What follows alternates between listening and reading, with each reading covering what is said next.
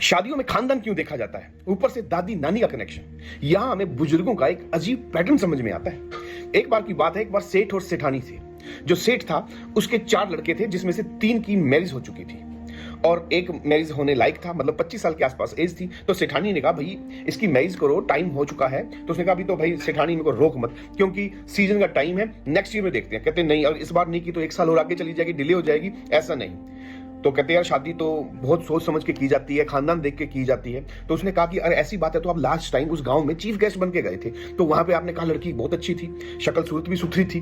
तो उसने कहा सारी बात ठीक थी दादा, उसके सारे मेरे को ठीक लगे, बस मुझे एक चीज खटक रही है, वो समझ नहीं आई। वो कहते भाई क्या खटक रही है?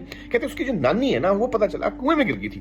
वो कहते कुएं में गिर गई थी तो गिरने दे, हमें क्या टेंशन, हमें तो लड़की देखनी है। कहते लड़की देखनी पर सारा घर परिवार देखा जाता है, तब जाके कुछ किया जाता है। कहते नहीं, अगर लड़की ठीक है, उसके माँ बाप ठीक है, भाई ठीक है, सब कुछ ठीक है, तो ओके रिपोर्ट है, हमें टेंशन लेने की जरूरत नहीं। कहते नहीं फिर भी मुझे ऐसा लग रहा है। कहते चलो बाकी तू कहती है तो मैं ओके कर देता हूं। तो उन्होंने फाइनल चीज ओके कर दी। चलो जी, अब ऐसे करते करते 2-3 साल बीत गए। जब 2-3 साल बीतने के बाद क्या हुआ कि जो सेठ था उसने कहा अपनी सेठानी को कि भाई ऐसे ऐसे हो गया, मेरा ना बिजनेस में घाटा चल रहा है। अब बिजनेस में नफा नुकसान तो चलता रहता है, ये कोई दिक्कत वाली बात नहीं है।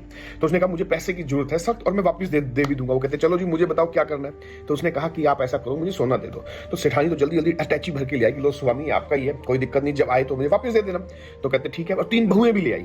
अब तो चौथी बहू थी जिसकी 2 साल पहले शादी हुई थी, तो सब उसके मुंह को देख रहे थे ये भी ले आएगी। तो उसने कहा मेरी तरफ मत देखो, ना मैं आज देती ना मैं कल देती, लेकिन तो मैं कुएं में छाल मार दूंगी। तो सब यहाँ पर गेम समझ में आ गई कि नानी का कनेक्शन क्या रहा होगा। तो आप खुद देख सकते हो वाकई हमारे जो बुजुर्ग थे वो कितने खतरनाक थे कि दोनों चीज, मतलब हर चीज पे मद्देनजर रखकर वो बात करते थे। इसीलिए ये वाली बात आई है, मैं सिंबॉलिक वे में बताया, मेरा ऐसा कोई इंटेंशन नहीं है, मतलब दुनिया में हर चीज आपस में इंटरलिंक है। आपको कैसा लगा मुझे जरूर बताइएगा।